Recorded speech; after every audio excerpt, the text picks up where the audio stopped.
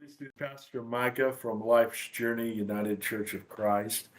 From my home to yours, coming to wish you blessings on your week and pause for a moment of reflection. And I want to share some thoughts I shared this week with our hospice home.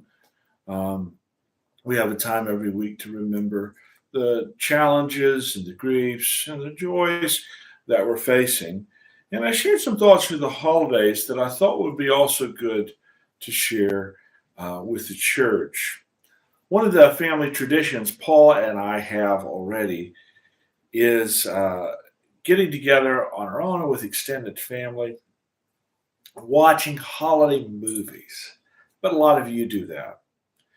And we have been really excited the last couple of weeks to pop some popcorn, curl up on with a blanket, with just us, but also with my dad and our niece and nephews and other family members, and watch some holiday movies. And the other day we did that with my nephew and my dad, that some of you have met.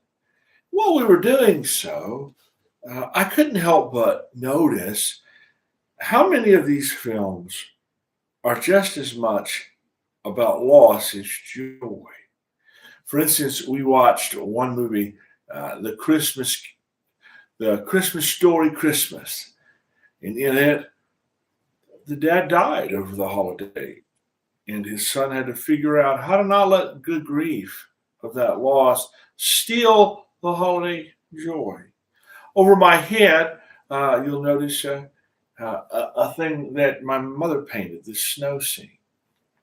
And every Christmas, we notice, just as that movie had, that my mother's not with us.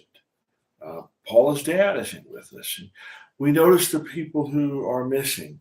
And in so many holiday movies, there's a focus on the people who are missing and finding the joy anyway.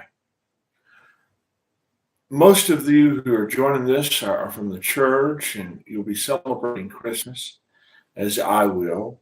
But whatever holiday anyone celebrates the season, and there's a ton of holidays, from Advent and Christmas to Hanukkah to Bodhi Day to Kwanzaa, or even, as on Seinfeld, Festivus for the rest of us.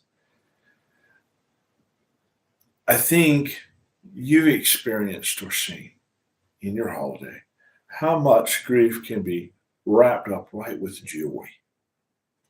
These holidays each can be times of so much joy. But not only we remember the values that matter to us, but also remember and build memories of precious times with those we love. Yet, precisely because they're so precious, they also can include so much loss. Many of us and many of the families we serve experience losses that can make this holiday season feel very fraught. And for many of us, joy and grief are right on the heels of each other. In my own experience, I always remember the Christmases that followed being widowed. And I was widowed in my mid-30s. And when the loss of my first wife hit me so hard that I dreaded each holiday for a few years. And I wondered how I ever could feel the joy I did before, and to do so now again, without the help of some dear friends who pitched in those first two holidays after that loss, really getting me out of my shell. Those holidays would have just been sadness with no joy. And as I think about this, I think about how we cannot avoid such grief. It's going to come in this season, even in the midst of our trip. I brought to mind a poem by Jan Richardson that I shared with our hospice home family, and I'm sharing with you, my church family. Jan Richardson's poem reminds me that I don't have to deny or hide my pain when I'm grieving. And yet I can acknowledge that pain without getting stuck in it to the point I give up on joy and celebration.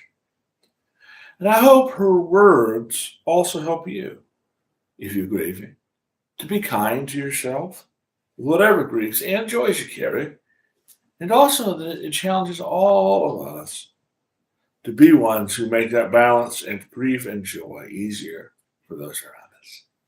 And so here is this poem, Blessed for the Broken Hearted, from The Cure for Sorrow by Jan Richardson. There is no remedy for love but to love more. Henry David Thoreau. Let us agree for now that we will not say the breaking makes us stronger, or that it is better to have this pain than to have done without this love. Let us promise we will not tell ourselves time will heal the wound. When every day our waking opens in anew, perhaps for now it can be enough to simply marvel at the mystery of how a heart so broken can go on beating, as if it were made for precisely this, as if it knows the only cure for love is more of it, as if it sees the heart's sole remedy for breaking is to love still, as if it trusts that its own persistent pulse is the remedy of a blessing we cannot begin to fathom, but will save us nonetheless. I hope all of you make space for yourself, are kind to yourself this holiday. And when you have grief, you make space for it, but also make space for joy. I hope all of you provide that space for others when the holidays are hard for them, letting them know it's okay to be right where they are.